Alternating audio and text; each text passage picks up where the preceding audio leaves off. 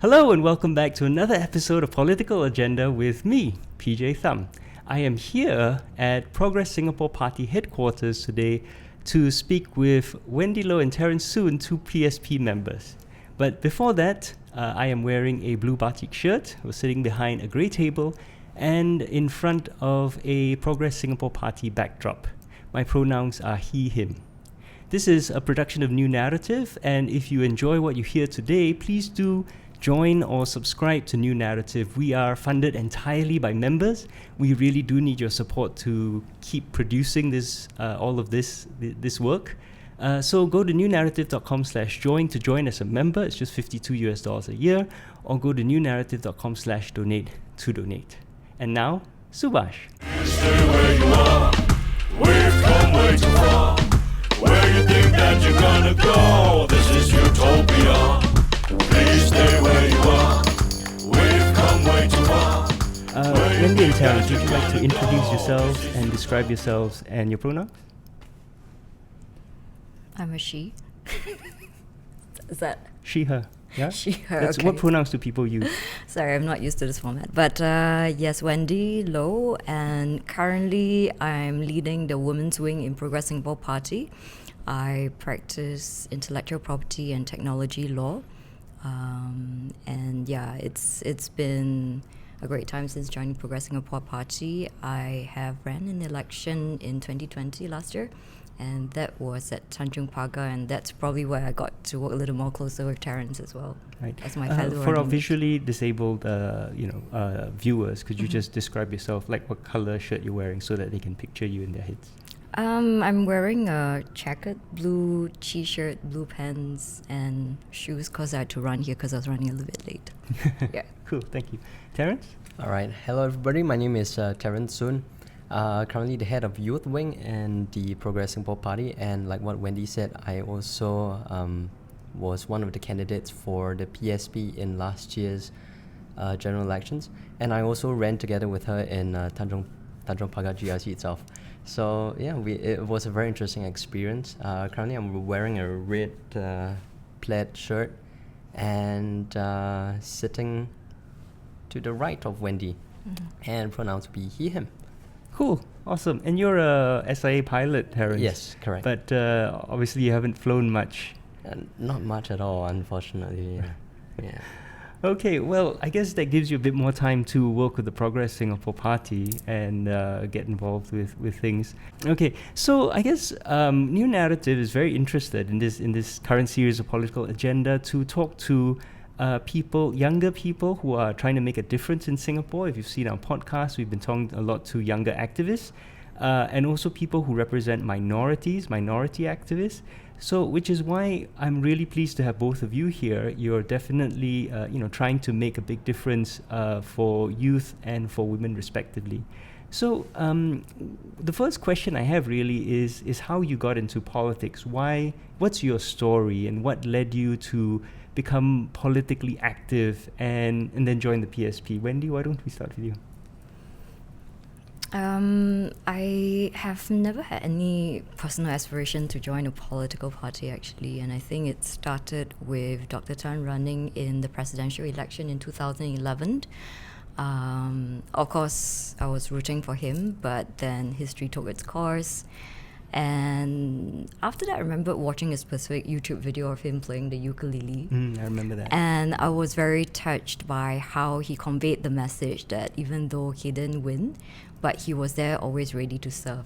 Right. And so from that moment, I felt in my heart that if there was ever an opportunity to meet Dr. Tan and to serve in any capacity for him or any political cause that he was going for, I think I would be very honored. But that thought stayed with me from 2011. I never actively thought about it. So it was after a motorbike accident in 2016, and it was through a mutual friend who knew Dr. Tan and said that he was having an open house to meet some younger Singaporeans to share about our concerns. I think I made an impression by turning up at his house in crutches. Wow. Okay, yeah. So that was the beginning of my political journey. But it sounds like what you were more sympathetic to Dr. Thum specifically because you supported him in the 2011 elections. You know, do you have like a personal history of supporting Dr. Thum, or were you more opposition inclined before that, or what? I think there is always that spark in me, and more from supporting fellow activists in the region. So in Malaysia and Hong Kong, and I was following the news and the movement actively, but never really participating much in Singapore, I think. So it's with outreaches, NGO volunteering for WHERE.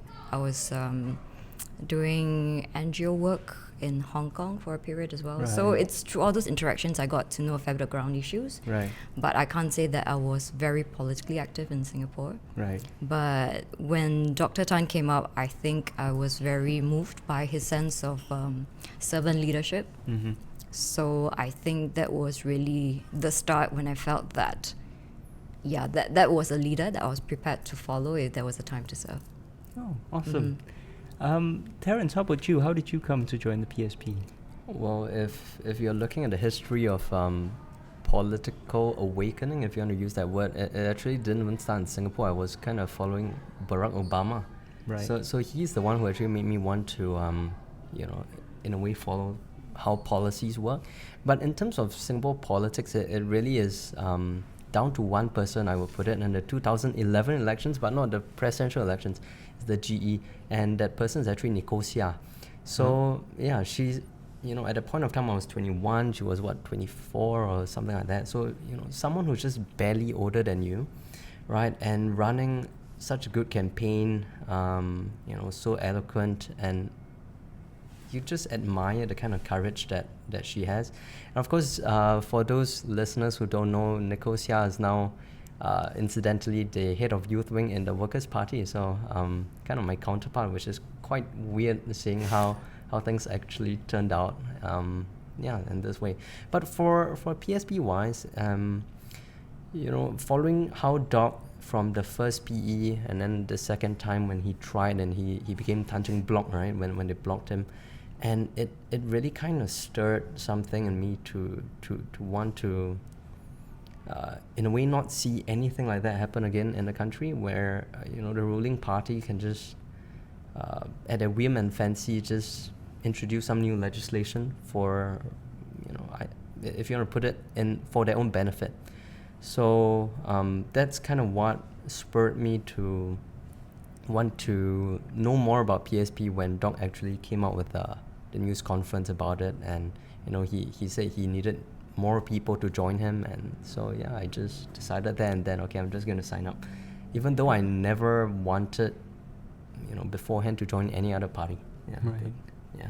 Well, that's the obvious question though. Why? And if I can be a bit untactful and say, if you're inspired by Nicole Seah, right, why not the NSP? Or I suppose you joined the PSP before it became known she was working in the Workers' Party? Of course. Yeah. Okay, because wasn't she a volunteer with them at the last election or something like that? No? Well, I Or wasn't... she'd been leafleting for them in the past few years, I think that was it. Yeah. But no one knew whether she was going to run as a candidate, right? Right. Well, Workers' Party, I definitely follow them a lot. I'm pretty sure I do follow them on all the social media. But as I mentioned, I never actually wanted to join a political party per se. But when Doc at that news conference, he kind of had that call for action, and something just... It's like a switch was turned on, and it's like, oh, okay, I better do something and just join. But I joined with no intention to ever run as a candidate. I really just wanted to come and give some moral support, physical support in terms of giving out flyers and stuff like that, but nothing really beyond that. And I have no idea how both of us just turned up here like that. Well, it's a calling, and I think the kind of story you're telling, I've heard it a lot. People who are inspired by how you are able to participate in politics elsewhere, right? Obama, and how he built this very broad coalition and inspired a lot of people, actually has an impact globally. And I've heard it from a lot of younger activists that ways in which young people are able to participate in politics in other countries, that's something that they aspire to and they're envious of and they like to do here in our own country. And so I guess both of you also were very inspired by Dr. Tan. But of course, why, the PSP itself, right, has to, I mean, I challenged the party at the talk I gave a few months ago to articulate something more than just Dr. Tan. Right? Do you feel that the party is moving towards that direction or has a clear vision that will transcend any one person? And if so, what is it? Wendy, maybe you'd like to take a start? I think one thing about being a new party, which is exciting for me, is that it becomes very open, especially for young members who are new to politics. We are able to share a lot of our thoughts and ideas and our views. And what is the other aspect I like about party is that it also brings with it a wealth of experience from ex-grassroots leaders and senior leadership from those who had served the incumbent for a number of years. So it kind of marries that balance for me. And what I think PSP is so different is that it has for the first time brought together a very different mix of Singaporeans from what we used to see in terms of alternative politics, people who are more of the academic side or the lawyers, people like myself a little bit. But in PSP, I actually see a lot of people who are Singaporeans, housewives, nurses, teachers, just a broader representation of everyday Singaporeans who are here to step forward to make a difference. Oh, right. Okay. So whether or not we had the bandwidth to articulate all that, I think perhaps more for myself when I'm able to be here from almost the inception of the party, I do see that PSP within itself is really building a microcosm of Singapore, right? And it represents all that views and fears and hopes and aspirations and desire for change. But how we can articulate that change to a greater platform, I think, remains an ongoing process. And because we are trying so, in a way, almost too hard to be so democratic and be open to everyone's views, that I think the leadership is actually taking some time to filter out what best represents the party as a whole and to be able to send that messaging out for fellow Singaporeans. So what would you like the party to stand for? I mean, you're in a position of leadership in the party now. If there's one thing that you think the party should stand for and ideally under your leadership you will be able to stand for, what would that be? To me, I mean, if I look back at the namesake, right, like Progress Singapore Party, it's really about bringing genuine progress.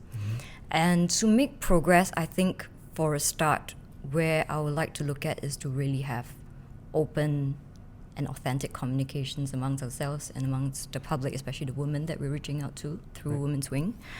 And I would like to be able to explore different facets of the issues that women are facing. And of course, there's already a lot of good organizations like Aware, SCWO, and even a lot of the women politicians, they are articulating a lot of thoughts and visions and ideas about women leadership, equality, inclusivity, and of course all the concerns about workplace discrimination and sexual harassment and all those very important issues which have surfaced. But beyond that, I think there's still pockets of pain and wounds and injustices that needs to be explored. And that's why I feel that by having this dedicated platform, we are better able to have those conversations. Okay. Yeah. So I think it's with a collection of those sharings and ideas that we can really push forward the boundaries and know exactly which are the markers we need to test and what are the policies we can try and translate through our two NCMPs. Okay. And how, if you don't mind me following up on that, like what are some of the ways you want to turn that into a concrete practice? For example, pull a historical example, right? David Marshall, when he came in as the first chief minister, said the party is too aloof from the people. So what I'm going to do is, and especially the government rather, is too aloof from people, is he invented the Meet the People sessions, which have become so ingrained in Singapore. It's, there's no like constitutional requirement for them, but they're still done by everyone because the expectation is there that it must be done. And it's one of the greatest things that Marshall did to ensure that MPs have to go and meet their constituents every week and sit in front of them and listen to their needs. How would you, in your leadership role, foster these open conversations that are diverse and inclusive, especially among women? Of course, technology is probably something that didn't exist. Not in the way that we know it during David Marshall's time. And I think a lot of the social media platforms has allowed for a lot more interactive engagements. And I think, especially from the last G, we see that a lot more women, a lot more minorities are ready to step out to engage with us.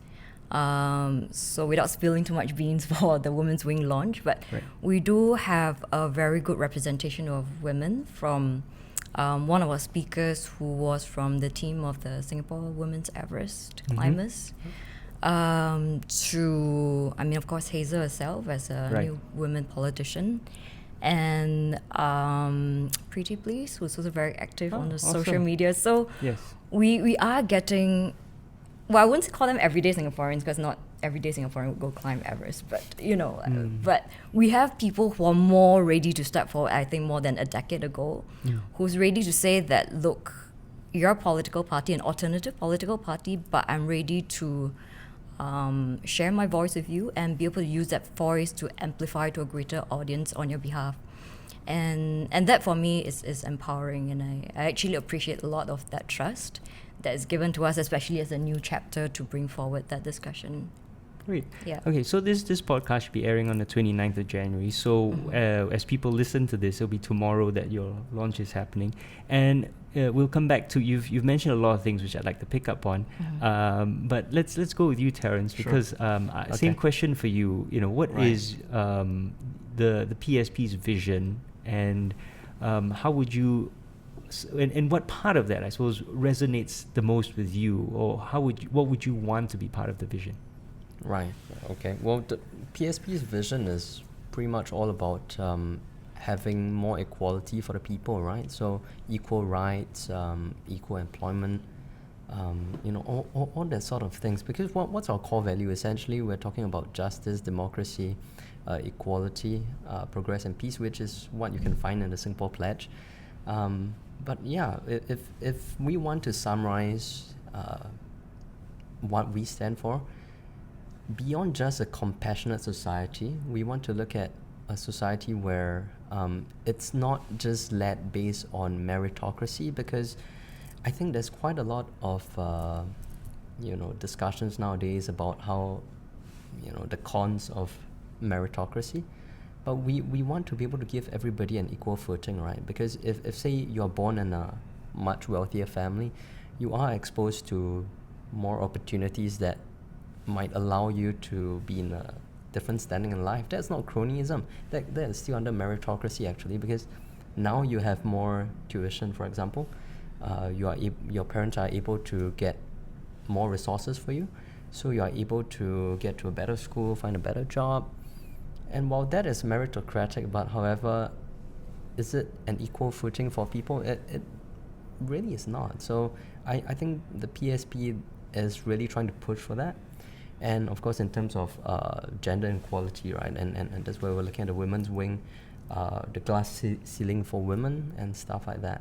Yeah, I like to revisit one of the questions which you asked Wendy just now, which is how is the party moving away from Doc, right?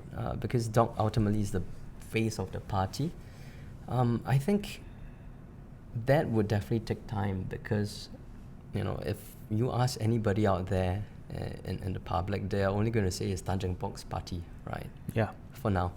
However, I think slowly but surely this focus is trying to shift away. Of course, now that we have Man Wai and Hazel in Parliament, it's slowly putting the whole focus and spotlight on them. And I think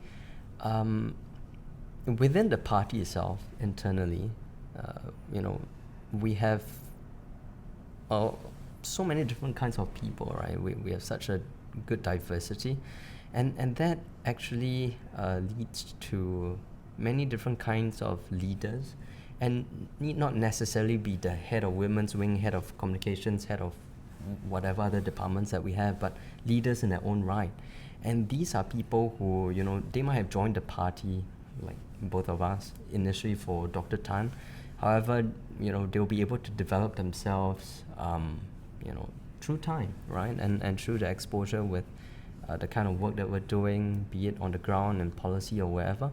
And that is where I believe they are able to, in a way, step out of their comfort zone. And, these are the people you really will see probably in the next election, or maybe even before that, right, where the party puts a spotlight on them for the public. So, yeah, I do believe that as time passes, hopefully, sooner rather than later, we are able to be a party where it's not just Tanjung Box Party, like how Workers' Party used to be, resting upon the shoulders of Lau Tia Kiang, but now, right, you not only have Pritam, Hazel, Gerald Giam. Oh, Sylvia. Not Hazel. Sylvia, I'm so sorry.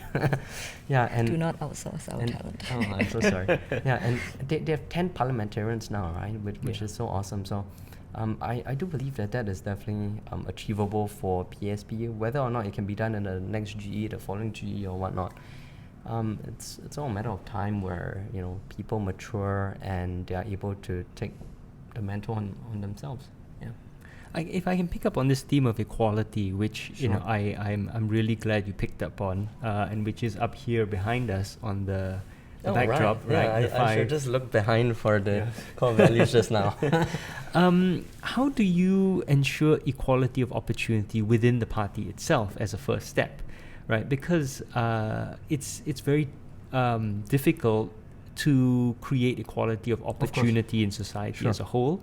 And it's well documented. Singapore is very unequal, and the meritocracy is limited to a very small socio-economic class. Michael Sure. Barr's book, The Ruling Elite of Singapore, demonstrated how our ruling elite overwhelmingly come from one socio-economic, very narrow sliver. They all go to the same schools, have the same background, right? Know the same people, and they rise up together. But because they compete so fiercely with each other, they think it's meritocracy but they don't realize that they've been born into the opportunity, and that the other 95% or 99% of Singapore don't even realize, never have that chance to even enter the meritocratic race. So within your party, how do you ensure that people have equality of opportunity, either through things you've already done or things you'd like to do, especially in your leadership position? Sure. Well, it's hard for me to talk on behalf of the senior leadership and PSP because, for example, in the recent general elections, Doc was very cognizant of this fact. So he was doing his utmost best to put forward candidates that are of, if I could use a word, of different status from the incumbent. Mm-hmm. So they might not have a fancy degree, they might not even have a degree, they might not even be your standard metric of success, yet Doc still fielded them, and I think that's his idea of putting forth the best people. So in terms of equality, if you want to talk about running in the general elections, yes, we want to provide equal opportunity. However, you will not be just opening it to anybody and everybody. There still has to be a certain baseline where, okay, this person, he might not have certain opportunities in life. He might not have come from the best schools. However, he has a good heart. Mm-hmm. And if Doc can see that, then that is the metric which he uses to push forward this person for candidacy, right? And in terms of the youth wing, which I can speak about, I think let's use one of our working groups discussion that we had, I think, just a few months ago. So it's very random how people are sorted in the working groups, right? We just let them kind of just roam around and just sit at random tables, and each group comes up with a certain idea, and it doesn't matter who you are. We pick the best idea. So, and whose ever idea gets picked, you run that event, right? So we want to provide an opportunity. It doesn't matter who you are. As long as the idea is good, I will pick it and I will let you run it. I will let you organize it, and you will be able to gain this exposure. You'll be able to gain this, if you want to call it a leadership experience, to really be able to see how events are run on the ground, at least just within the PSP youth wing itself. Yeah. So. Oh, okay. Yeah. So you sort of had an open democratic contest of ideas, and this was members of the youth wing? Or Yeah, okay. correct. And any member of the youth wing could come in. Yeah. And wow, Correct. okay. And then how were the who was the judge of those? Which ideas were the best? Who Yeah. judged? We only did that about a week later. So Yeah. we have a committee within the youth wing itself, which we had a meeting and we discussed about all the different ideas, and then of course we just voted on it, right? Right, So okay. it's not like the head of youth wing get 2 votes or something. No, it's all equal. So it's I hope that is democracy in its most basic form. Yeah. Yeah, and these were open discussions in Yeah. which people could see who was saying what, and people who spoke up could have to be accountable for what they said, right? Yeah. So that's a very classic form of associationalism, and I think associational democracy. So, but if I can pick up on just one thing though, when you said in the last election, you had candidates from a wide variety of backgrounds. Yeah. Doc picked them. Is that going to be true going forward? Is it still going to be Doc picking people, right, and exercising his prerogative as founder and leader and moral center of the party? Or will you be moving towards a more democratic way of selecting your candidates, such as through internal elections or grassroots elections, like how parties in Sure. other democracies do? Yeah. Well, the candidates are, of course, this election, Doc as the Secretary General and he as a person with more political experience than pretty much everybody else combined. He is the one who should have the final say. However, moving forward, when the new CEC is voted in, or whichever CEC is in appointment at the time of the next general elections, they are actually the ones who will be, in a way, choosing who the candidates are. But how do the CEC get elected? The CEC is elected by the cadreship, right? And the cadreship is so there's sort of a voting process where we elect the highest decision-making body within the party, which is the Central Executive Committee, and this CEC would then choose the candidates. And of course now, as you know, the new CEC, they would naturally have a bit more political experience, right? Having run in the previous elections, or maybe they haven't run before, but they will have some sort of other experience. For example, we have people who were former PAP members and cadres over there, and well, these are all the different experiences that they bring into even this current batch of CEC itself. So I do believe that the next batch of people who will be fielded, it won't just be based on Doc's gut feel. Of course, that would play a certain role, I suppose, but it has to come from a certain consensus as well that, if, say, for example, there's 15 people in the CEC, for example, if Doc feels that this person is good, but the other 14 feels that, man, this person is it's not candidate material, then I'm very sure that this person will not be fielded. Yeah. If I can, pick up on the cadreship, though, that is one of the things which is criticized about the PAP and other parties, that it is something which, it's a way of blocking democracy, which is what Lee Kuan Yew, designed it, and Toh Chin Chye designed it for, to prevent people who wouldn't vote for the things they wanted from becoming full voting members of the party. Sure. And when I interviewed Charles Yeo, for all the problems that the Reform Party has, and Charles Yeo, I mean, we disagree on a lot of things. But he made the point that the Reform Party is the only party which has open democratic elections for its leadership, whereas all the other parties have a cadre system, which means it's not democratic. How would you respond? Would either of you like to respond to that? I think that in a way, because of the nature of our setup, that we are very receptive to, like I said, everyday Singaporeans in joining us. And I think while it's limited to a set of cardias, as Terence has mentioned, but I think the observation of who gets to become cardia, it's based on feedback and observations of how these different members have contributed over time. So I think it's not maybe as open in the sense of getting the 1,000 members to vote, but at the same time, I believe it's brought over as a system to ensure that whoever has that right of vote is actually making a much more informed choice, as opposed to someone who may be moved by, say, the speeches who are given on the day of election. So someone who has been with the party, served in certain capacities, and has that ability to make a more informed decision on who can make the best CC representation. So I think that's where the intention is coming from.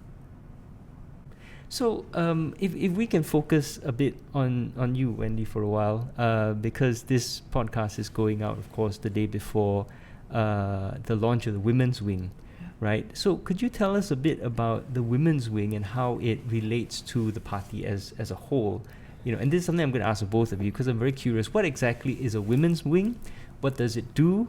Does it, forward policies to the CEC? Does it put up candidates? Does it represent or get to a say on certain issues which are deemed women's relevant issues? So what is a women's wing in the Progress Singapore Party, and what does it do? How does it function? And how does it relate to the party as a whole? So I think after the last election, there's probably a realization that more women are participating politically as candidates, and definitely more women voters that we see on the ground are asking questions that concern them. So with that realization, I think that's when they decided to form specific chapters like the Women's Wing and the Youth Wing to target outreach to this specific sector. And I think statistically it would make sense because women are 50% of the population. So if you can win their hearts, then that's half your voters across the board.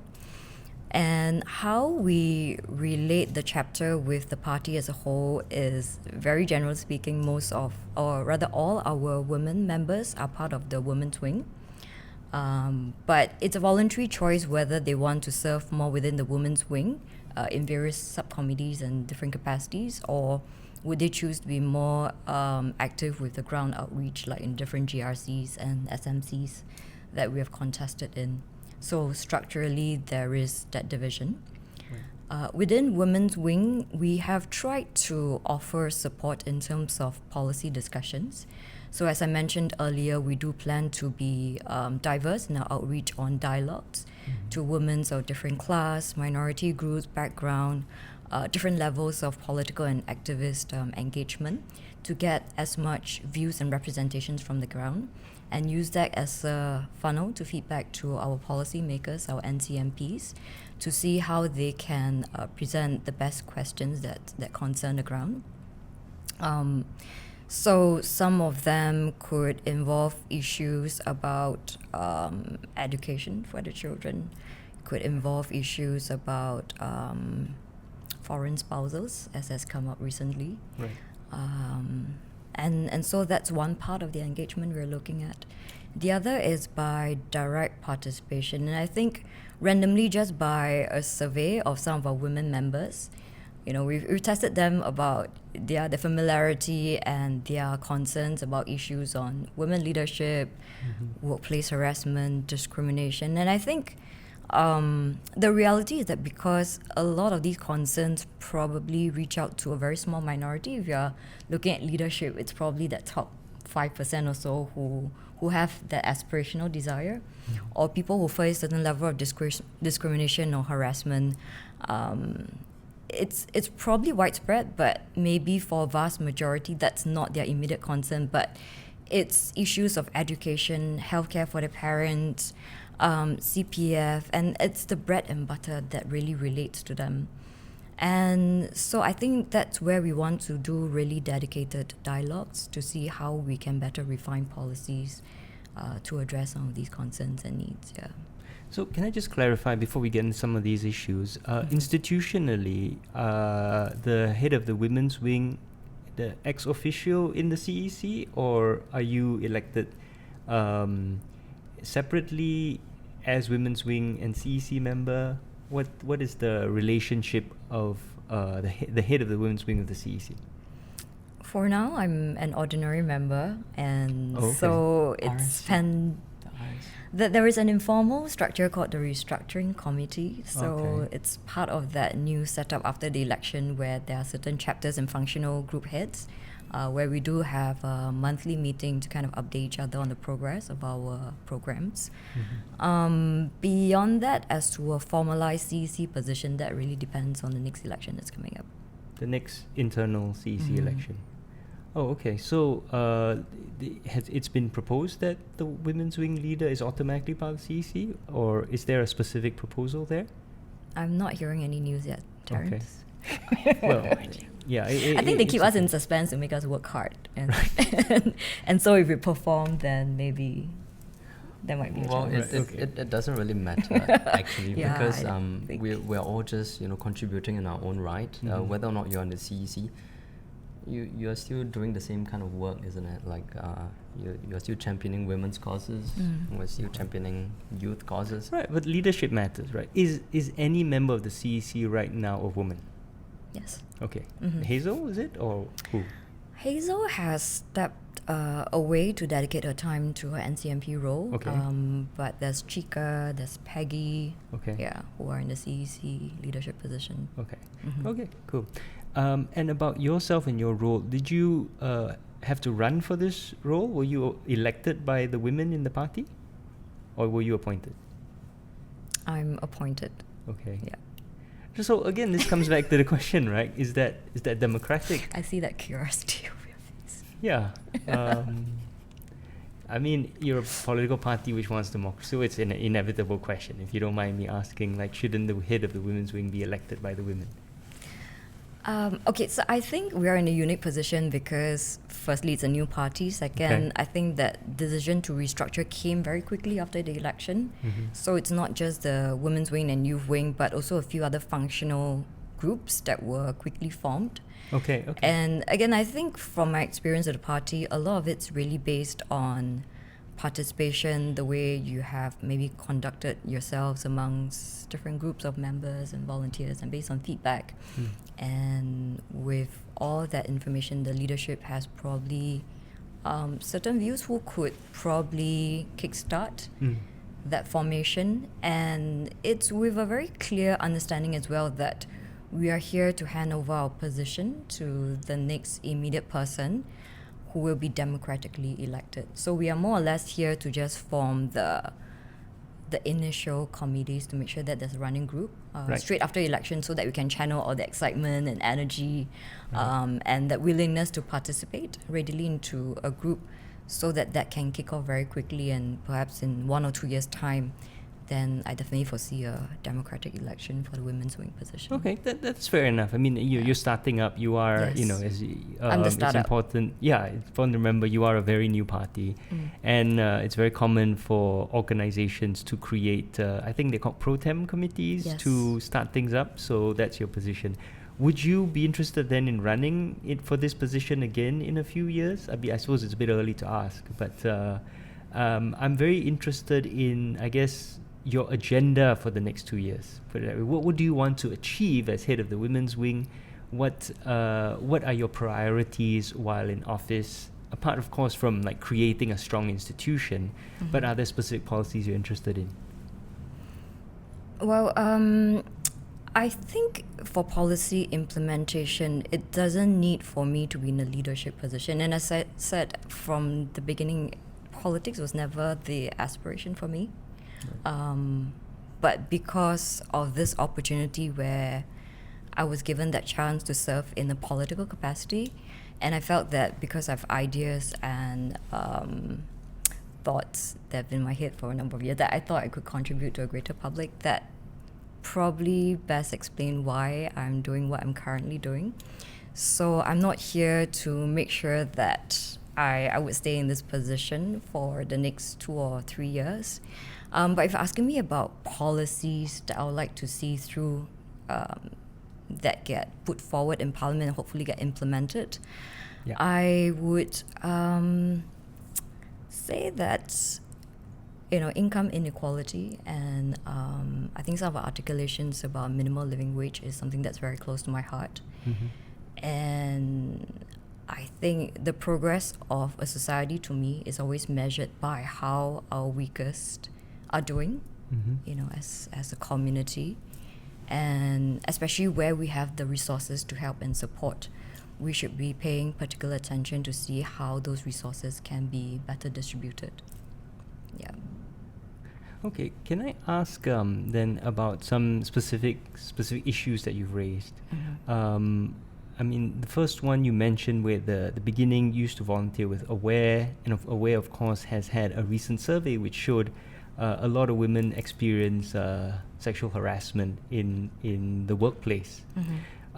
Using that as an example, right? How would you, in your role, or the Progress Singapore Party, want to try and address that issue, or bring attention to that issue to try and create change around it? Well, I think sexual harassment actually comes a lot from a rethink of the management and the organization. In the first place, I think there needs to be formalized a policy, or at least a regulation of a place of neutrality for outreach for women. So in one of the organizations I've been with previously, they have a position that's called an ombudsman. Right. And so within the organization, it's understood that if you have episodes of distress, harassment, unfair treatment from anyone in the work environment, you could reach out to an ombudsman to share.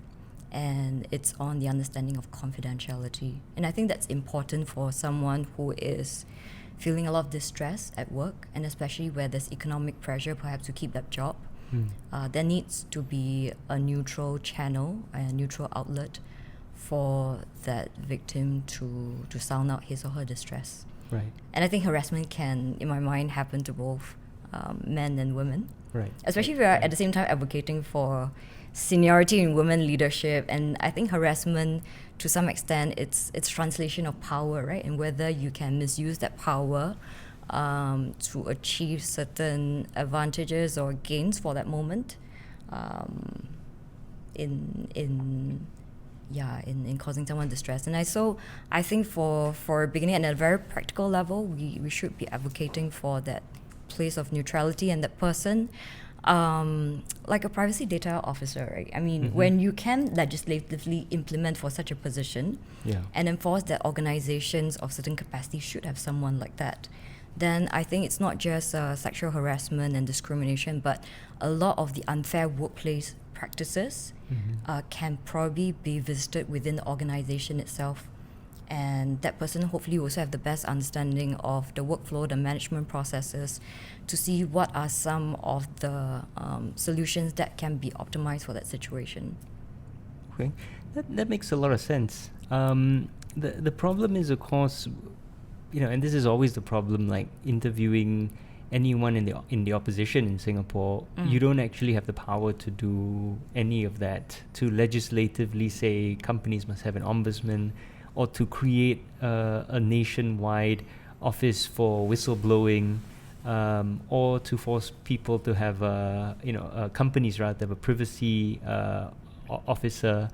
Only the incumbent government can do that, but not only do they not do that, they refuse to ratify international treaties, the relevant International Labour Organization documents about ending harassment, and our privacy laws are a total mess because on the one hand, for private companies, you have a privacy law that is actually very good, very clear. On the other hand, that law does not apply at all to the government and government agencies, which have had horrendous leaks. And of course, just 2.5 weeks before the recording of this podcast, we have this big scandal about Trace Together.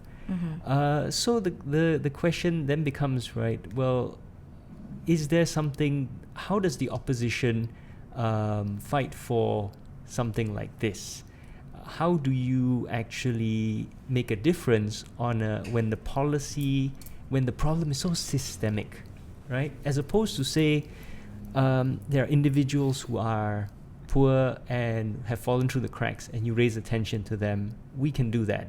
But that's one by one. You have a systemic issue here where there is, I think Aware's study said 2 in 5 people experience harassment at work. How do you deal with that when you're the opposition and you have no power?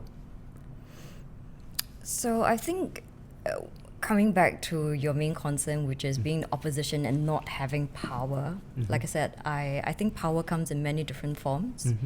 And I think one thing is that we shouldn't see ourselves as an isolated organization. Right, like Progress Singapore Party or even Workers' Party, and it's about the people and building a movement. And I think once you have a movement, especially a movement of awareness, then that is something that's greater and more powerful in and of itself. So if we can relate another example like mental health, which probably 5 years ago was less discussed, but over time, as more forums are raised, more discussions are raised, more questions are put in Parliament. And you have healthcare professionals like we have Dr. Ang talking about mental distancing recently, and youth themselves are stepping up to say that cyberbullying and issues like that are important concerns. And I think it's when you have that openness and that awareness for discussion that the power truly comes from the people who are directly concerned, or they see that their neighbors, their colleagues, their friends, their family are getting harassed or discriminated in some form, and they want to speak about it. So I think when people start becoming aware that it's not just dependent on an election every 5 years or about a political party making a stand or that political party not having sufficient representation in Parliament, and the power is more widely distributed across Singaporeans at large, then I think that's when we can make true reforms. Even through yourselves, your social media outreach, the social workers on the ground, and the everyday Singaporeans who are trying to make a difference and sharing on their own social media channels. Those are very, very powerful weapons as well. Oh, cool, thanks. That's a very interesting answer. You're building a broader movement. And would you be willing to talk about like some of the partnerships that you'd like to build? Because in Singapore, of course, there's also a problem with, historically the PAP hates movements because it undermines their power, and they've sought very much to atomize all the different social organizations, civil society, NGOs, and then also to co-opt them by funding them, right? And making that renewed funding dependent on them playing along with the government. So with an issue like this, I think the PAP itself, of course, is also saying, yes, we're against harassment, so maybe it's not as controversial. But still, how would you overcome then a fear of working with the PSP as an opposition party and, saying, I want to be non-partisan, I want to be apolitical, I don't want to get involved with a political party, which is, of course, it's the premise of that is wrong, because these are deeply political issues, right? Harassment, mental health, gender rights, these are all very political issues. But how do you build a movement in an environment where people have been not only trained to be scared of you, but are financially and in other ways incentivized not to work with you? So I think that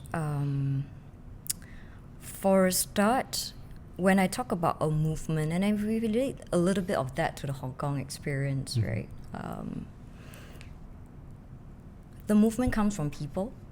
And when you have people who are ready to break out and you can't control individual thoughts and ideas and sharing, I think that's when you get less despondent over the fact that there are many organized groups that are co-opted as part of the system.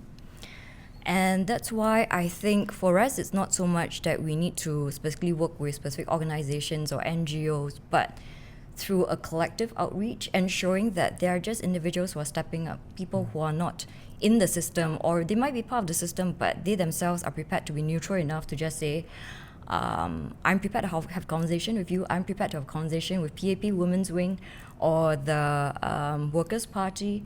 And we're beginning to see more and more individuals like that, right?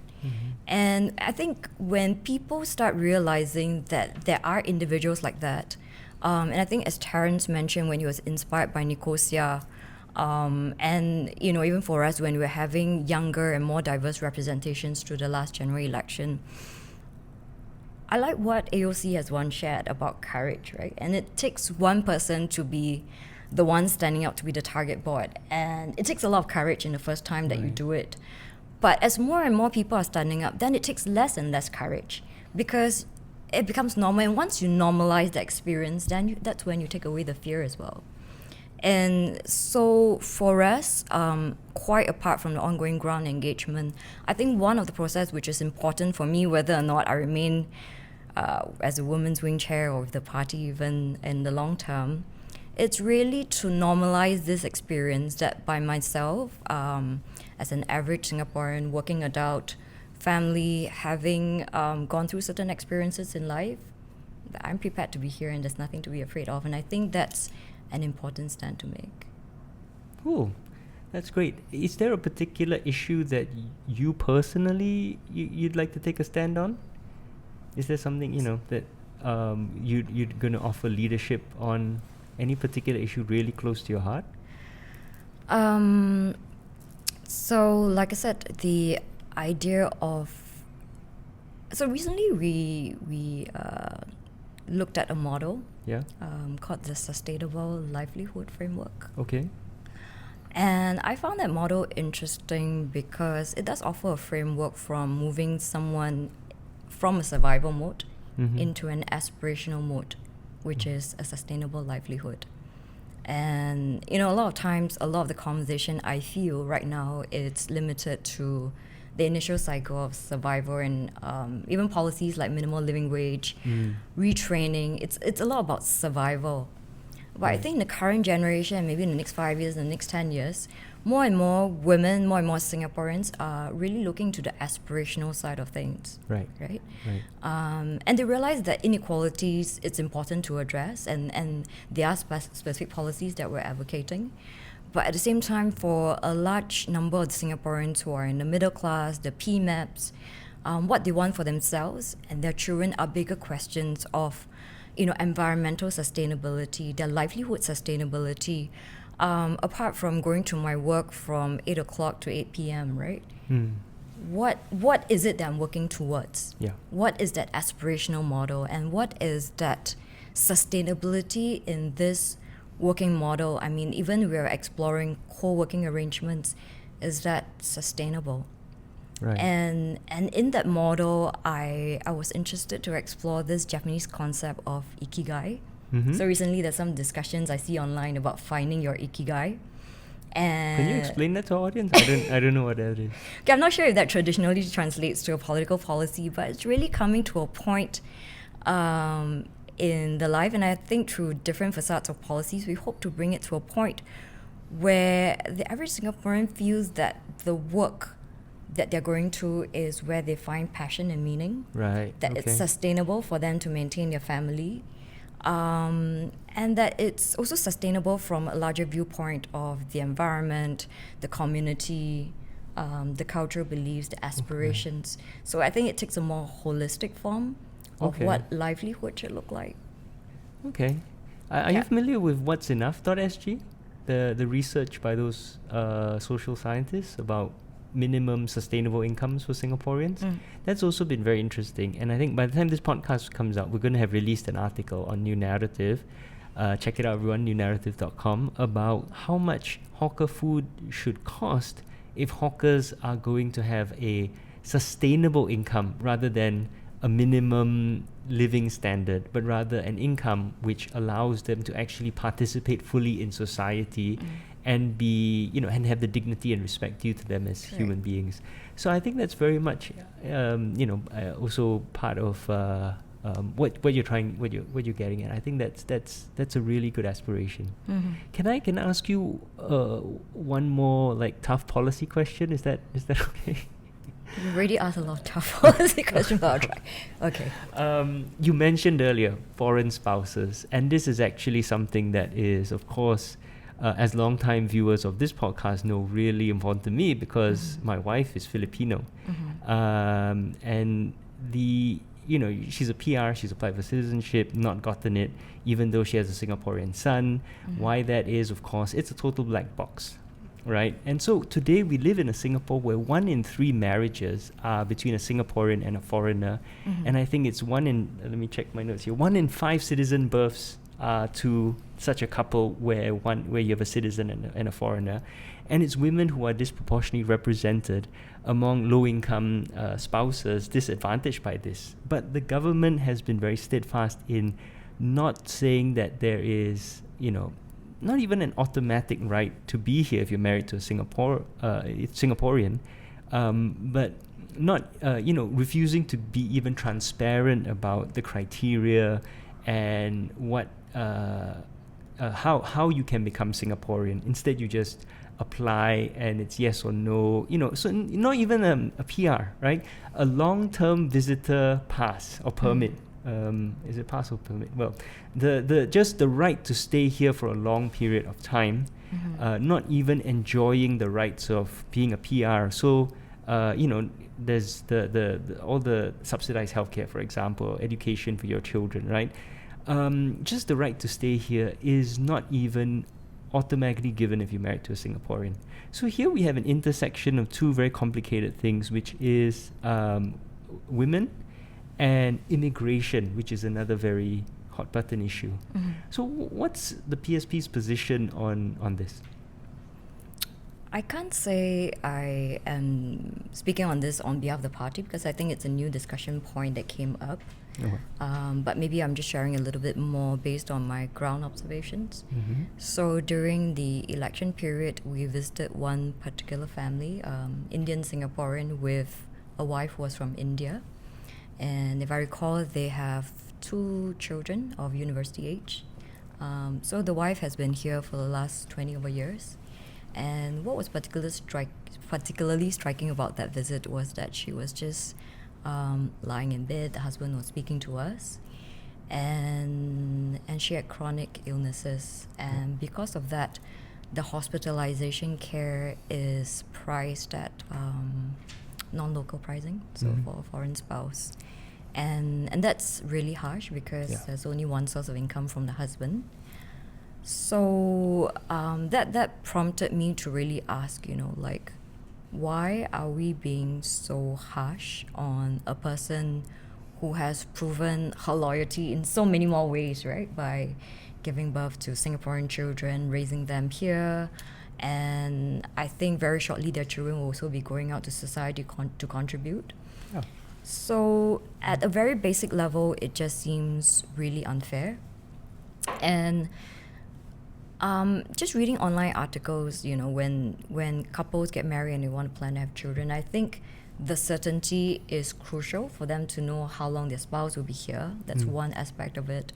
And I think it's really just back to having that equal access of opportunities for them to know that when they are here, they are being welcomed, and they can have that stability and that frame of mind to really look at Singapore as a home long term. And to some extent, it's hypocrisy, right? Because we're always talking about being an open society, we like to bring in foreign talents, but somehow we are so ready to accept people who are here and may have barely proven themselves.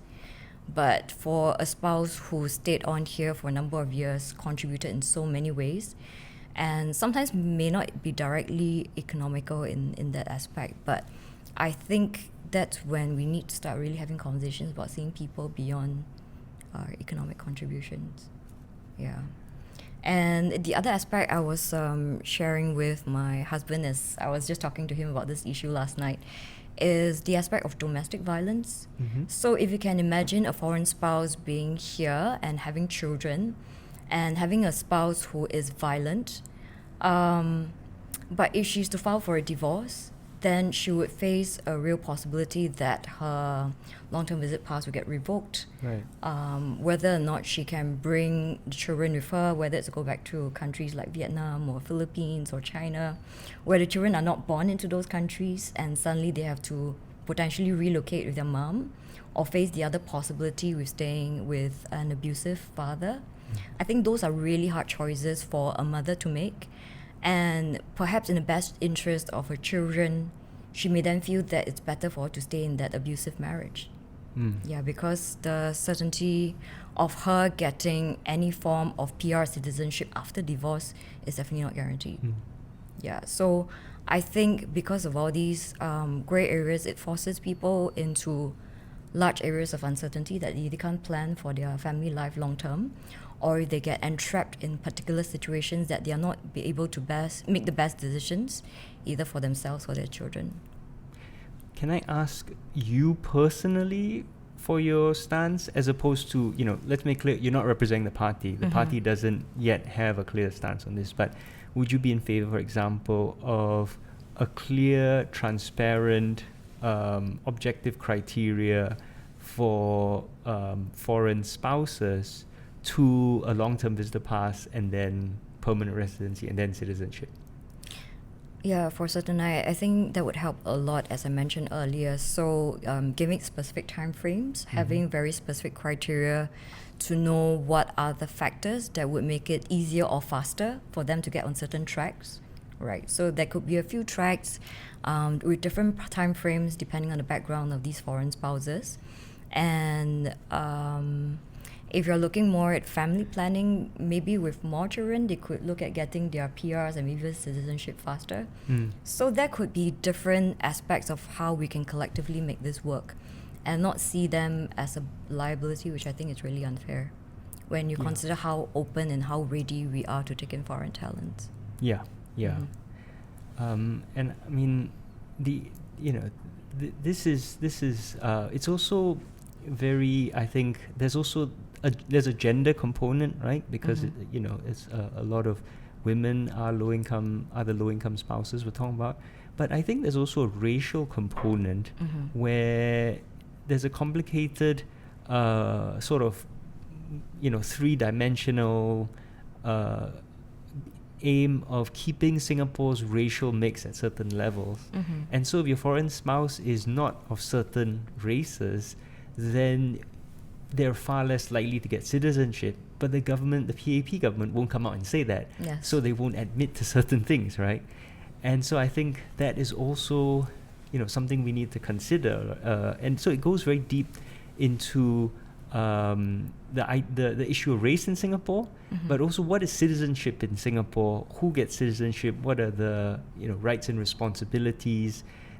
All these, it's a kind of black box that we have, and it's very hard to understand why the ministries decide certain things when all of this is not transparent.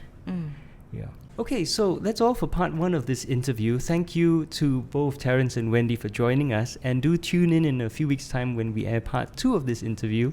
And as always, if you've enjoyed this and if you found it useful and helpful, please do join New Narrative as a member. We're funded entirely by memberships, and we definitely need your support. So you can join New Narrative at newnarrative.com/join or donate at newnarrative.com/donate. Thank you very much, and do stay tuned. Part two will be coming soon. You stay where you are. We've come way too